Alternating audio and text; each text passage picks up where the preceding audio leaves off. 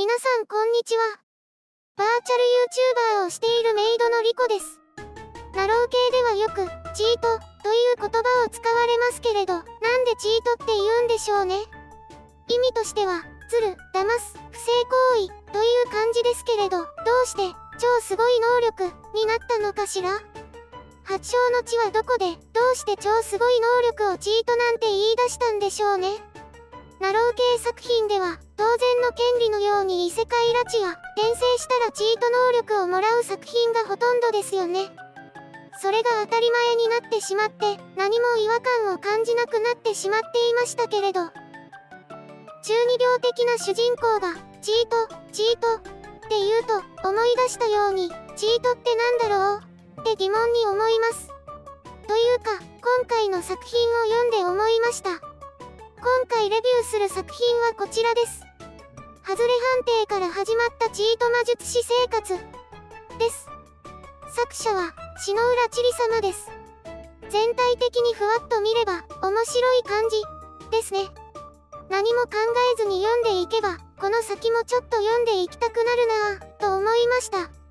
深く考え出すと嫌な気持ちになりましたけれど、これよりネタバレが含まれますので、嫌な方はチャンネル登録をしてからブラウザバックしてくださいね。いいですか？始めますよ。では、あらすじを言っていこうと思うのですが、出版社が書いたあらすじでしょうか？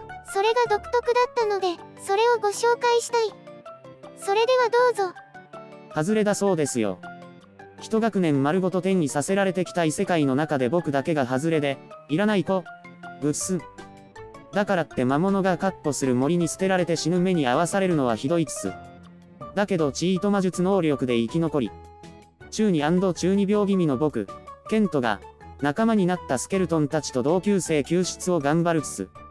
でも、出会った女性たちからパフパフされるのも仕方ないっすよね。これを見た時の嫌悪感が半端なかったです。言い知れぬ気持ち悪さ。これ、主人公、ケント視点で書いていますが、決して、何々つ、なんて喋りはしてないですからね。なんでこんな書き方したんでしょうね。攻めすぎですね。好き嫌い分かれそうですし、嫌いな人はとことん嫌いそうですけれど。あらすじはこれでなんとなくはわかるかと思います。ちょっと補足しますね。まず、細かいことなんですが、異世界拉致されたのは召喚、魔法、なんですよ。魔法がある、と提示されましたね。しかし、それ以降一切魔法は出てこず、魔術しかありません。魔法なの？魔術なの？どっち？となります。きちんと名前を統一してください。両方あるなら、どう違うのかご説明願いますか？原作者様。あとね、拉致されてからずっと教師が出てこないんですよ。どこ行ったんですか？教師は。普通、生徒よりも率先して、大人である教師が前に出てくるんじゃないんですか？存在を忘れてませんか？しっかり書いてありますよ。2年生全員と先生も、って。タイトルで魔術と言っているのに魔法だと言ったり、教師もいるはずなのに、生徒が一番になって前に出てくる超絶不自然さ。1話目にして、もうガバガバだろうなぁ、という雰囲気が漂ってきます。それでも、後半はいいんじゃないの？と思いつつ、続きいきますね。外れ、という意味は、魔力を判定する水晶に手を当てても何も反応しなかったからです。どうして反応しなかったかと言いますと、光属性と闇属性がちょうど同じ量持っていて、打ち消し合っているから、らしいです。2つの属性を調べることもできない判定器なんて使えない装置ですね。打ち消し合っているんだったら、魔術は使えないんじゃないの？という疑問はありますけれど。判定器だけが、2つの属性をごちゃ混ぜにして表示するもので、中で打ち消し合っているだけなのかもしれませんね。外れ、が出てしまったケントは、王女に冷たく見下す視線で、いらないから、どこでも好きなところへ行け。と言われ、中二から性癖をこじらせたのか、ゾクゾク感じてしまい、魔物の森を歩くことになったわけです。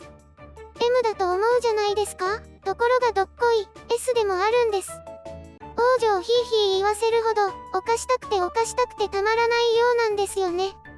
この子中2なんですよね。作者の願望じゃないんですよね。最近の中学生ってこんなに性に積極的と言いますか、性癖に偏りがあるものなんでしょうか。この子が特別なだけなのかしら。 S と M が混在していることや、森で召喚したスケルトンたちを天に返す時に涙を流すほどに優しさがある慈愛性。王女に暴力を振るいたくて仕方ない暴力性。主人公の両極端な性格が出たり引っ込んだりするので混乱してしまいます。しかしこれはおそらくなんですが、光属性と闇属性が両立しているせいなんじゃないかと思われます。光属性の聖なる心と闇属性の邪悪な心が拮抗しているから両極端な性格が出ているんじゃないかしら。属性によって性格が決まるのかどうかは明言されていないのでわかりませんけれど、しかしそう考えればこの性格もわからなくはないかなと思いました。こじつけかしら。頑張って理解したいんですけれどね。きっとこうなんだと無理やり自分を納得させている感がありますが、少しでも面白く作品を読みたいですからね。そして同級生を救出することになった理由について説明しましょう。同級生たちは戦争の道具として拉致され、戦闘訓練をさせられているんです。しかも騙されて奴隷の腕輪をつけられてしまい、逆らえなくなってしまっている現状。現実世界ではポンコツと言われ続けていたが、どういうわけか助けようと思った感じです。どれだけバカにされた相手であろうと助けようとする気持ちがあるから光属性を持っているんでしょうかね。現状は森を抜けたところにあった町でお決まりの冒険者として活動している状況です。で、あらすじの最後、男性と幼女以外ほぼ巨乳か爆乳の人ばかりです。そして魔物の森からたった一人生き残った設定のケントにみんながぎゅっとおっぱいを押し付けてきます。いや、抱きしめてるだけなんですが、身長差のせいでおっぱいに当たっている感じですね。